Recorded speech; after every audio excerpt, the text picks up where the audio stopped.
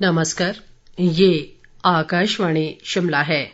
अब आप राजकुमारी चंदेल से कोविड-19 पर विशेष समाचार सुनिए। देश भर में 18 वर्ष से अधिक आयु वर्ग के लिए सरकारी केंद्रों पर निशुल्क कोविड टीकाकरण अभियान जारी है।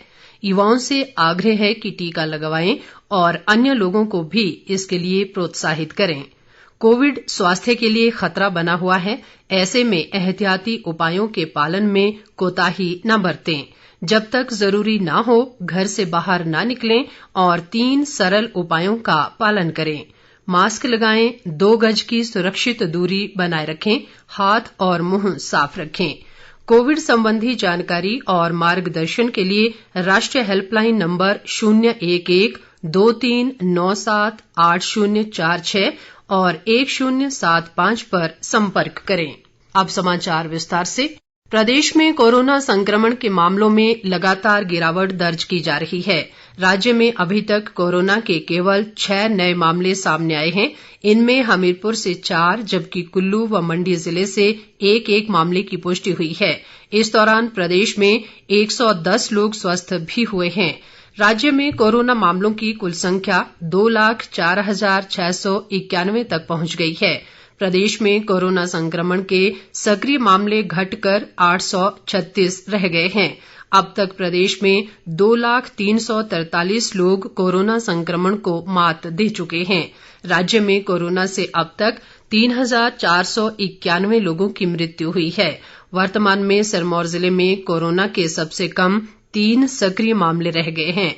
लाहौल स्पीति में 7, किन्नौर में 13, ऊना में 28, सोलन में 31, बिलासपुर में 58, कांगड़ा में 112, मंडी में 113, शिमला में 143 और चंबा में सर्वाधिक कोविड के 240 मामले सक्रिय हैं। देश में कोरोना संक्रमण से स्वस्थ होने की दर बढ़कर 97.35% हो गई है।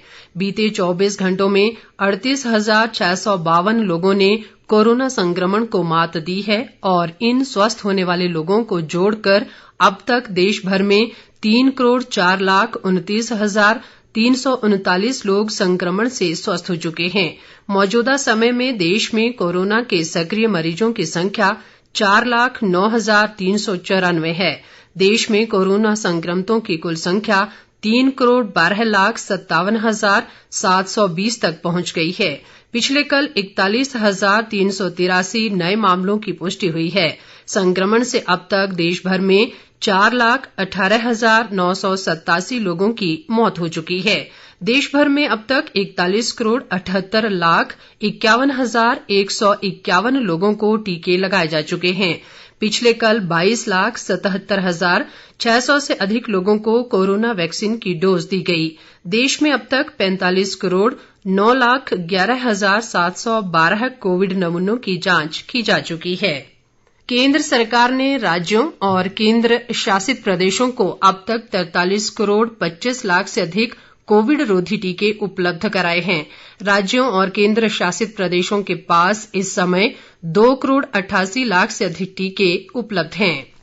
गर्भवती महिलाओं और दुग्ध पान कराने वाली महिलाओं के लिए कोविड रोधी टीका विकसित हो रहे भ्रूण और नवजात शिशु की कोविड संक्रमण से रक्षा करेगा। नई दिल्ली में लेडी हार्डिंग मेडिकल कॉलेज के डॉक्टर परवीन कुमार ने बताया है कि कोविड की दूसरी लहर से बच्चे भी प्रभावित हुए हैं। उन्होंने बताया कि कोविड से बच्चों में बड़ों की तुलना में मृत्यु दर कम है। उन्होंने कहा कि वयस्कों को घर पर कोविड निर्देशों का पालन करना चाहिए और कोविड रोधी टीका लगवाना चाहिए ताकि बच्चों में ये संक्रमण न फैल सके। भारत विश्व के 75% कोरोना रोधी टीकों का उत्पादन करने वाले विश्व व्यापार संगठन के 5 सदस्य देशों में शामिल हो गया है। संगठन की महानिदेशक नगोजी ओकोंजो-इवियला ने कहा है कि इस वर्ष की वैक्सीन का लगभग 75% उत्पादन भारत, जर्मनी, अमेरिका, फ्रांस और चीन में हुआ है। उन्होंने बताया कि वैक्सीन का उत्पादन पूरी तरह केंद्रीकृत बना हुआ है। वे कल कोविड वैक्सीन की एक समान पहुंच को बढ़ावा देने के लिए वैक्सीन उत्पादन का विस्तार विषय पर एक उच्च स्तरीय संवाद को संबोधित कर रही थी। इसके साथ ही ये समाचार बुलेटिन समाप्त हुआ। नमस्कार।